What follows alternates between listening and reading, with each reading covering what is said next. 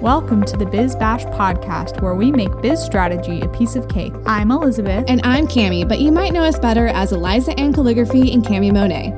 We want to help you, our fellow stationers, artists, and calligraphers, confidently build a profitable and personality-driven creative biz. We're here to share our honest-to-goodness advice and actionable strategies for ambitious artists. So put on your party hat, quit being a procrastinator gator, and let's get this party started.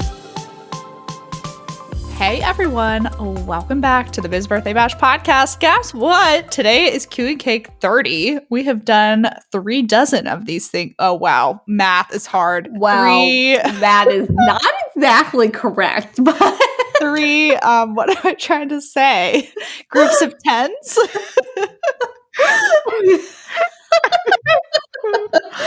Guys, I'm dead. I cannot with myself. We have done 3 tens, 3 decades of Q and Cakes.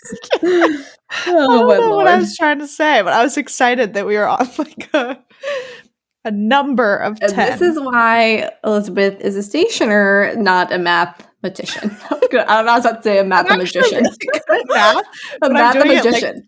Silently, like by myself. Any other time, all rules are out the window. Well, you know, anytime we talk about numbers, like when we're recorded, we always screw it up, like completely. So like we'll be like, "This is the thing, the formula," and then I'm like, "That was not the formula." I just completely said that 42 ways backwards. So. Oh, I needed that laugh. That was awesome. Okay, I'm ready. So it's just another Q and Cake, you guys, and we're going for it. So the first question is, maybe you guys have answered this already, but if not, how do you say no to inquiries for projects that you do not want to take on? I can't figure out a way to say no that's both nice and true. And this is from @birch_design.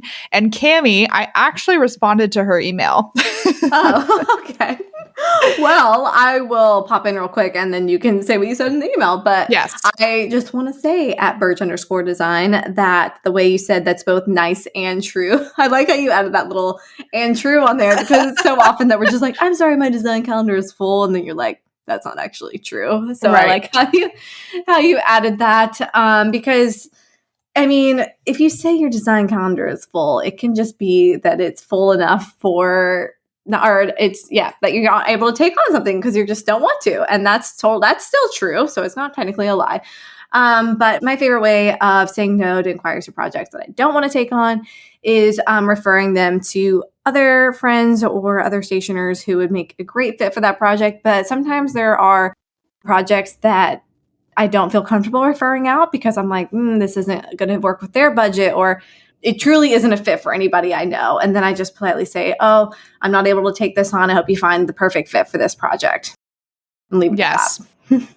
Honestly, my email reply was very similar because I was like, it's just going to be easiest if I can write this back to her. It's going to take like 15 seconds. So basically said, thank you for your inquiry. Unfortunately, I don't take on that kind of work, but here are the names of some wonderful creatives who might be able to help.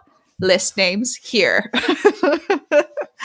And so Cami kind of filled in for like, here. If you don't feel, I literally wrote list names blank. But yeah, Cami answered like, if you don't feel comfortable referring it, another nice way to say that. But we feel all the time obligated to over-explain ourselves as creatives for some reason, like having to give the super in-depth version about like going through the woods to get to grandmother's house, whatever reason I can't take this project. And you can keep it super simple. So that is the answer to that question. Yes. Man, we just knocked out of the park. We're like rapid fire right now. Okay. So next question from @ellipsis.design. Why don't you have an ellipsis in your Instagram handle is what I want to know, but that's not neither here nor there. Okay. Not business related, but one of my favorite questions. What is your favorite food memory? What? Oh my gosh. Okay. Love this question. I gotta think for a second. So many, you guys, because I just love food so much. Oh gosh, I have a couple. So it's actually going to be hard to like narrow them down. First of all, purple grapes from my childhood. I can still bite into a purple grape today and it'll send me straight back to being a kid. It's wild. Something about those specifically. Second of all, I mean, I've definitely, as I've gotten older, loved to have more like fancy and fun meals out occasionally. And there's a restaurant in Cincinnati called Boca, which is one of my all-time favorites. And Will and I were actually up there like right before the shutdowns in 2020, and we got to go there again. They make these like potato poppers, and I know I'm not saying the right thing, but they're this special kind of like potato appetizer, and they're like a fry, but they're popped, and they have like less than a 50% success rate or something crazy, but the basket they always bring you is like perfect. So in the back somewhere, they must have all these ruined like potato slices that didn't pop correctly. But eating there, like the 2 times I've eaten there have been absolutely fantastic. And they have really cool bathrooms, like individual bathrooms, and each of them have like a theme, you know? So rather than men's or women's, there's like a hallway with like 5 stalls, and all of them are like magical and different and cool. So those are probably some of my top ones. I mean, I have more from like Italy and other places too, and like my mom's cooking. But I mean, I just love food. I really do. No, I love food too. This is like such a fun question because I was like, there's so many different ways so many different directions you can go with this. And I feel like I'm just like flipping through like a little Rolodex of like different like memories, and like one that just, when I first heard this question, I was like, well, what is a food that I remember that I really like to eat again? And always just like made me think of like a special moment in my childhood. So there's this restaurant in Gatlinburg called the Park Grill. And the Park Grill was where I always wanted to go for my birthday, because it was like the fancier restaurant in town. I mean, fancy for Gatlinburg. And I always got to wear like my black velvet dress. Just imagine like 8-year-old Cammie, okay? And just being like, oh, this is very fancy, and I'm a little lady. And that's where Alex and I also had, after we got engaged, we went there with our families, and it was just like really fun, because I was like, this has like always been my special occasion restaurant as a kid. Have I been there? I don't think so. We went to Cherokee Grill. Okay. Similar. Yeah, I knew we went to a grill right next door to each other. Or yeah, sort of. Anyway, so they had this dessert when I was little, and I would get it on my birthday every year, and it was called chocolate ecstasy. And I was looking through my old diaries the other day when I was a kid, which, by the way, I've decided I want to read some excerpts from those on one of our episodes. We should, Cammie. We should both get our diaries out. Literally die, Elizabeth. I'm like, I cannot wait. And there's like, mine were all illustrated and stuff. And I have a drawing of this dessert, the chocolate ecstasy, in there, which is probably why it like came top of mind. So I literally drew this dessert, and it was like this square or like a rectangle of chocolate, but it was like all these different layers of different types of chocolates. And like the white chocolate whipped cream stuff on top was just like amazing. And it was like super rich and super dark chocolate. And I looked forward to that dessert every year.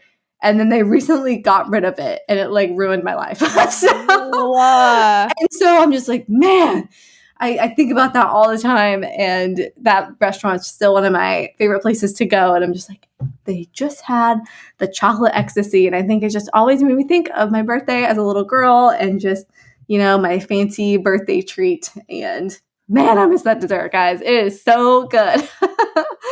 I love that. I'm actually making a note right now in our podcast calendar for an episode of our childhood diaries, where Cammie and Elizabeth read entry from their childhood diaries, because that will be... Oh, mine are like boy sagas. Like it can't even just be an entry. Like there's like stories that we have to go through. Oh yeah, no, that's totally fine, because a lot of mine have some of that stuff too. It's like embarrassing even thinking about it. Like I can think back on some of them, and I'm like, oh boy, this is gonna be a ride. So that'll be a really funny, like non-business related episode. But I feel like we got to sneak a couple of those in occasionally, because they're super entertaining and funny, and we have a lot of good stories. So yeah, Cammie, you saying that menu item got discontinued reminded me that at the Burgundian in Seattle, they used to do this amazing chicken and waffles. They also got rid of it. And when Will and I went back to visit, we were so upset, because we were like looking forward to it. It was like one of our things we had planned in the trip to go there. And so it's just the worst when places do that. We were like, I am sorry, what? And apparently they had new management, and we're like, oh, okay. Oh, well, such a bummer. They were like, you can't have that for dinner anymore. And we were like, that was the point, is that you had this amazing breakfast dish for dinner. That's what made it so cool. Oh my gosh. Yes, exactly.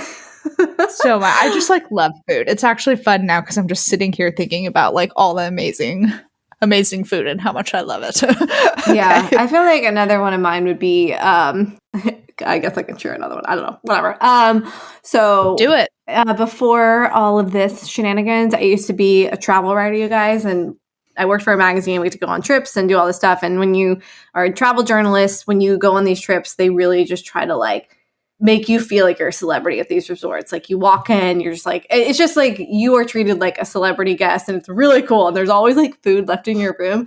And one of my first trips, this hotel I stayed at, I had this like super fancy bathtub that like filled from the ceiling with like a waterfall, and it was just like epic. And they had left these like a dozen of these like all different like specialty cupcakes in there for like you to try. And I just remember sitting in that bathtub with like the waterfall, and just I ate all the cupcakes, like bite out of all of them, just like icing everywhere, you know what I mean? Because I was like, they're going to just throw these away. And I was like, I just feel so decadent and luxurious. And like, I was just like in there, like cackling, like with like icing and like the waterfall. And I was just like, this is so cool. Because it still hadn't hit me at like what I did for a living. But that was definitely a favorite food memory. It was just like feeling so like decadent with my desserts. All my food memories are desserts. What does that say about me? I don't know that you love dessert. I do love dessert, but that was a fun one. Well, see, the more we talk about it, the more I remember. But there are a couple funny instances of like a restaurant in Chattanooga that we went to that I don't remember the name of, where Will actually ate slowly. Which, if you guys personally know Will, a lot of you guys probably don't personally know my husband, but he eats every meal like it's his last, literally like a T-Rex. So the fact that he was like slowing down and enjoying his meal, I was like, are you okay? He was like, this is so good. I never want it to end. So it's really cute. But we could go on and on about food all day. Maybe we need a whole food memory episode as well. I know. That's a good question. I like that. Thank you. Thank you for such a creative and fun question and different. We have definitely not answered that before. Okay, the next one, Cami, is also one I responded to her via email because we have an episode about hiring help, but I thought it would be great to cover it briefly again here because that was like a while ago. Okay. So she says it's DCO Love Notes? DCO Love Notes. Thank you. How do you go about hiring a virtual assistant? I've gotten to a point where orders are consuming all my time, and I do not have time to field inquiries or answer questions anymore. So I know it's time, but how do you delegate tasks to people, especially in the beginning? Do they log into your email or do they have their own? What programs help manage this, if any? I think you guys could do a whole episode on virtual assistants. So we did kind of do it on hiring, but I don't know if we did a ton on like the management and system side. So, Tammy, I thought it'd be great for you to chip in if you have insight on that. Yeah, for sure. Yeah, it's definitely, I mean, anytime you bring someone in, it's always like super stressful and like figuring out how to bring them in because you're like, I don't even know what that looks like. But honestly, they probably, if they're a dedicated, like a virtual assistant that's already kind of doing virtual assistance work, then they already kind of understand how the process works. And they will most likely be like, you can either give me access to your inbox or create a separate email. So for my virtual assistant, I created a separate email for her. And anytime I get something, I just forward it to her and she takes it from there. So I don't even like, it's not even like, hey, can you take care of this? I just literally forward her the email and she knows what to do. And now I try to put her email for any kind of customer service inquiries and be like, email hello@camimonet.com instead of putting my email. So she starts getting some herself. So just kind of offloading that a little bit. And I was able to like, at the beginning, I would pop in and just see like what her replies looked like. And I kind of gave her a template of how I wanted things to look like. And then she picked up on my brand voice really quickly and like the type of customer service I want. And I was like, this is how, you know, this is the heart behind Cami Monet. This is how we treat these types of situations. Like if this happens, this happens. If this happens, this happens. And we just kind of talked through those things. And if there was a new situation where something happened that we hadn't encountered before, and she was like, how do you normally handle this? Then I tell her that, and then she's good to go for the rest of them. So having a separate email was good because I personally didn't want someone just to have access to my inbox all the time. And I like to see what comes in. But so I guess I do still have a little bit of a control issue, but it's like my own email, you know? So I gave her a separate one. And then programs to help with that. depending on what she's doing. We first started out with my virtual assistant, her name is Jacqueline, by the way. Now she works here, not virtual. Yeah. And she, you can still hire her for a virtual assistant too, even though I don't want you to because I love her and I want to have more time. But anyway, her website's Jack and Row Creative and Instagram, Jack and Row Creative, and she's amazing. She does awesome work. But anyway, so programs to help with that, we used Airtable at the beginning just to like me put down the tasks that I needed her to get done and like notes about it or like where things lived. And we used that for probably about a year. And then it just kind of, there wasn't a point to using it anymore because everything just kind of became so streamlined that we didn't need me putting in all these different things there. So that was just more like so I could see what she was working on and have a place to brain dump the things that I was thinking of. And she could brain dump, like, here's other stuff I could take off your plate. And I would like leave notes there about, okay, and here, if you do want to take that off my plate, here's the login for this, or here's the photos you could do to do that. And so it just became kind of like a central document to work with that. And Airtable works really well with my brain. So anything like that, like maybe Trello or something, even a Google Doc, just to like have where you can just have ideas live on how to like offset tasks or things that she could do for you is a good idea. And then let's see, was there any other questions on there? I was going to say Asana is another one that I actually think Asana is even more conducive to working within teams because you have like a little doc on the side with all your individual projects. And then each individual project has a thread of communication back and forth. So I've used that with some of my course clients. It's just a similar thing in any team work setting. There's so many things you can explore as a good option for you. Yeah, exactly. So all those different tools, you can figure out which one kind of like works with your brain and works with, or your virtual assistant might already have something that they're like, this is what I use for you to put tasks in and I take care of them for you. So if they have, already established themselves as a virtual assistant. So I definitely recommend getting their own email. It just makes it easier and for you to email them with any task related to your business too. It's all in kind of one place. So hopefully that helps. Yes, absolutely. I think that was perfect. And you guys, we do have an episode all about it. The reason why it was probably hard to find it before is because we actually refer to a virtual assistant as a VA. So if you search the podcast with virtual assistant, you won't be able to find it. But believe it or not, man, that episode came out in May of 2020. So episode 61, how and when to hire an assistant, intern, or VA, if you want to go back and listen to our insight at the time.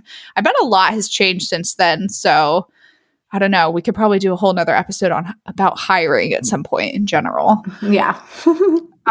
Okay. This is another fun one. You can read the next one. This is another food one. Isn't that funny?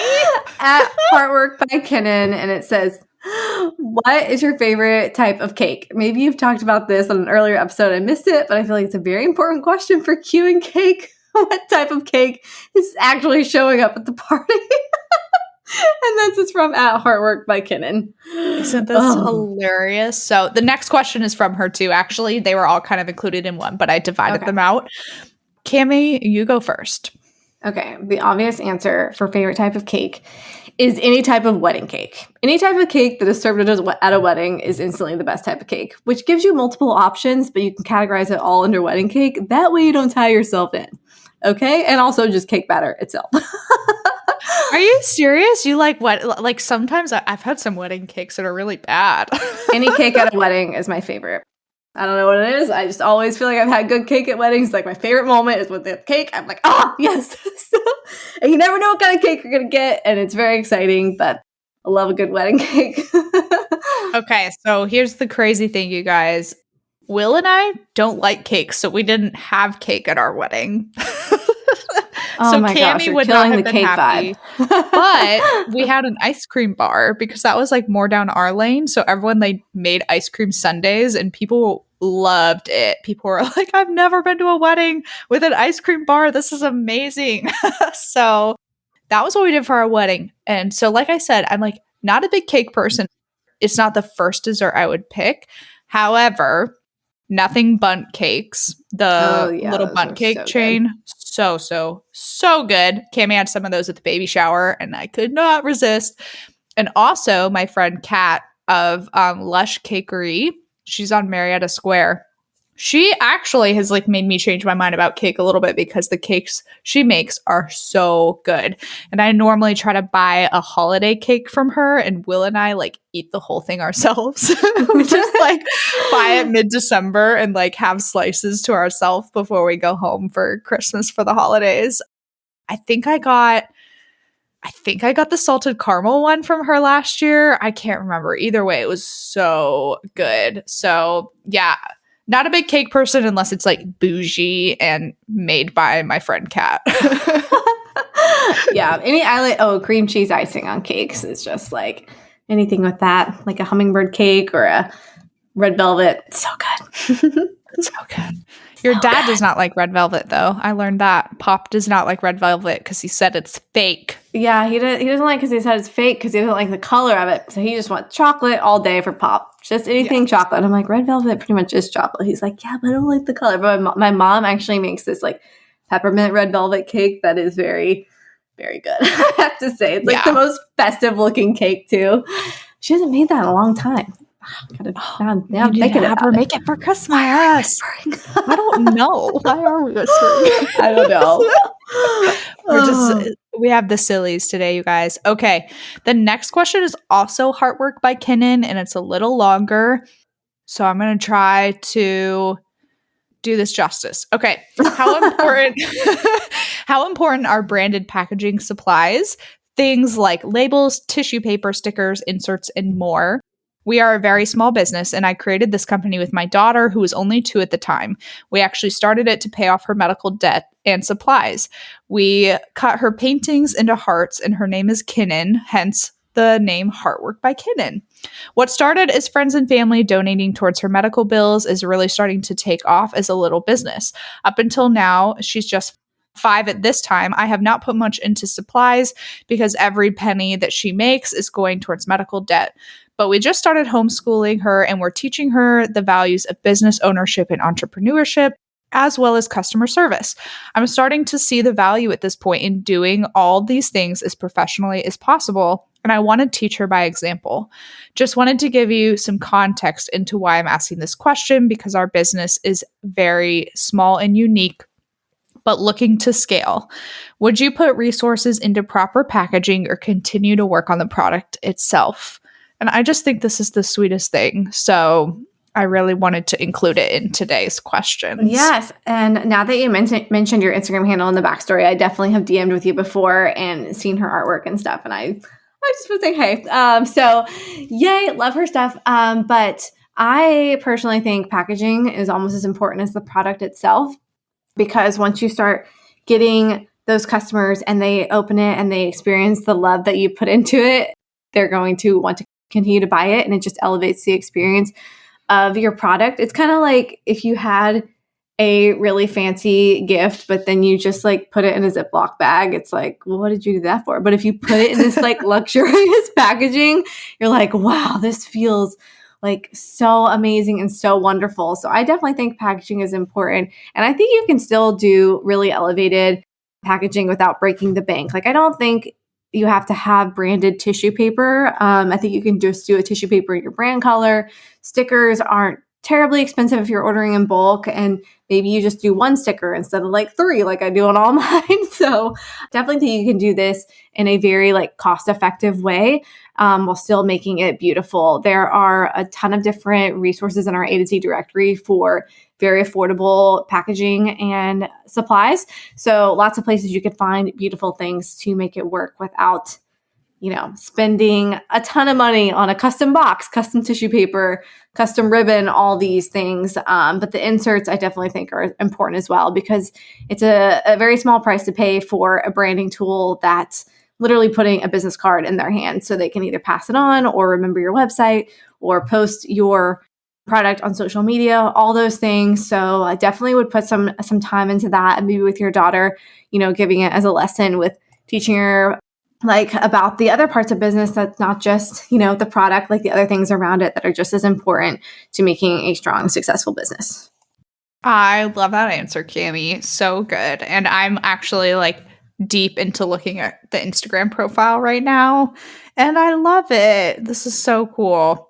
Yeah, and especially with your story and the meaning behind your business, I think you would really do yourself a favor by putting that in there, because that's a huge proponent of what's going to continue to get you guys to grow and make this really special. And telling your story is what connects your customers and makes them just really fall in love with you and your brand and your daughter and your story and all that. So definitely put that in there. That's literally the heart of everything. No pun intended. So I would definitely make that a point. Yep. Completely agree. So hopefully that answer really helps you guys as you explore and as you grow. And I agree with Cami too about like the stickers. That's something easy to start with to up level. And then you can kind of go from there as time goes on and continue to scale and figure things out more. Okay, Cami, last question is for you to read. Okay. This is from @the.paintedpen. It says, how do I find and connect with wholesalers if I want to sell wholesale from my site? Also, what do I need to keep in mind as I think about entering the wholesale world? Are there ducks I need to have in a row to make it easier for them to want to work with me? A loaded question. Well, first of all, you got to get some ducks. Just kidding. Okay. So, define and connect with wholesalers if you want to actually sell wholesale from your site. It's just got to put your nose to the grindstone and do all the dirty work of finding these retailers, making a list, putting together outreach, emailing, make it a point to email 10, 20, 30 shops a week and just get your name out there. I mean, it's probably not going to be found by SEO. I'm going to be honest. There's not wholesalers who are stockists out there just being like greeting cards, wholesale. Like they're going to the big places to look, or they're waiting for makers like you and me to pop in their inbox and show them something new and wonderful and amazing that they can sell to their customers. So you're going to have to put in the work to bring people to your site, especially if you haven't considered a wholesale platform like Fair or Abound or anything like that. I would definitely consider that because it's really great for letting that kind of do the work for you in terms of having a marketplace full of stockists already. And then keeping in mind as you're entering the wholesale world with your ducks, here are some of the ducks you want to have in a row. Wholesalers or stockists, are a little wary of brand new baby businesses. I'm not saying you're a baby business. I have no idea. But if you're new in the wholesale world, they're a little wary of purchasing from you. So they might wait a year and see if you're more established and like you can actually handle wholesale orders. You know how to package things that's going to work well for wholesale. You understand the wholesale terms like net 30, MOQ. You have these things and policies set up in place, or are able to work with them if their order gets lost in the mail. Like, how do you handle these things? So having wholesale policies in place, these are the other ducks, like I mentioned before, the minimums, all those types of things, as well as having a deep enough product line where they can order things from you and they don't feel like they have to order your entire line. Like recently I was purchasing something for my shop wholesale and I was browsing for something and their minimum was $150, but their product was $2 each. And I had to literally order their entire product line in order to reach their minimum, even though I didn't necessarily want the entire product line or like 10,000 of one design. It was lollipops, by the way, for the record. So I was like, man, oh my gosh, more food. Had their minimum a little lower. Like it doesn't make sense with the cost of their product. Their minimum is $150. Like I had to order a lot of lollipops to reach that. Something like that might make it easier if you have a lower opening order minimum to get kind of your feet wet with wholesale. So just thinking about that, having a good, well-rounded selection of products, they don't feel like I have to literally order everything from her in order to hit her minimum, which is kind of annoying. So there's just a couple of things to think about. I don't, have we done a full episode on wholesale yet? Or we just kind of like dabbled about it in a bunch of random ones? Man, I feel like it continues to sneak into random ones, but I'm going to go ahead and make a note for 2022 to do wholesale for noobs. I just hate the word noobs. I don't know what it is. It's weird because it's like you always use that one. I'm like, I don't know what it is, but I always think of newts and I'm just like, all I picture is like a little bunch of little lizards just being like, like ready to go. Okay. Oh, yeah. Oh my I just think the word noob is funny, and so it just like makes me laugh, and that was why I used it. But I'm just writing that down as we will call it something else. I'm just making a note. Let's call it wholesale for newts.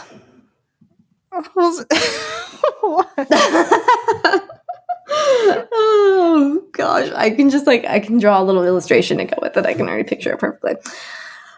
It's a little newt, and I wrote newbies so you wouldn't be as weirded out by it. Okay. Okay. That makes me feel better. As well as our childhood diaries. Oh yes, very good, very good. So yeah, hopefully that helps with just some little ideas, get your little ducks in a row. I guess those are more like little baby ducks, little chicks or ducklings, I guess.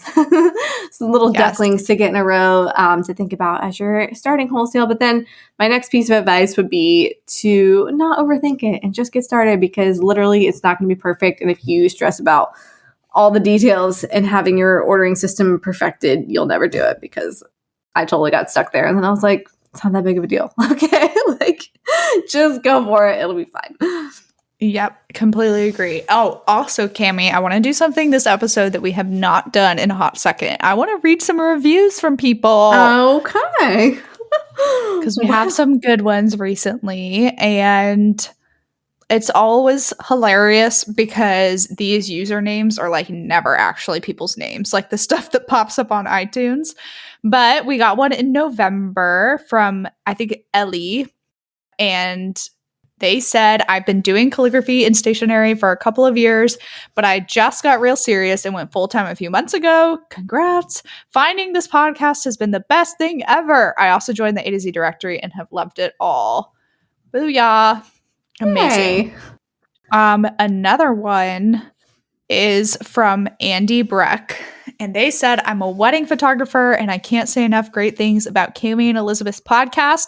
I've listened for over a year, signed up for the Stationers Summit, and joined the A to Z directory. As a multi-passionate creative entrepreneur, this show has taught me so much. It's not just for calligraphers or watercolor artists. It's so much more. And when I read that one, I smiled so much, because I was like, I really do feel like this podcast is for kind of like anyone running their own business.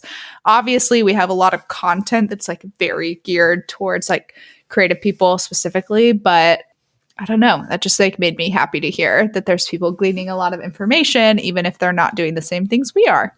I know. See, we got principles that just span the bandwidth here. Okay, there we go. Oh. So yay! Thanks for all those fun reviews. And you guys definitely leave us a review. It's all we want for Christmas. When is this coming out? Before Christmas? I don't know. This one, yes. This one is coming out in this year. Specifically around Christmas. Yes. So Merry Christmas. This comes out the 21st of December. Oh, Merry Christmas, you guys. Oh, my little Christmas angels. Leave us a review. That'd be so great. Oh my gosh, I'm so excited. Yes, you guys, we really do love bringing you guys this content, and you have made us feel so loved and supported. I can't believe, Cami, that is officially a wrap when we're recording this episode specifically. We have finished recording all our episodes for this year. Yay!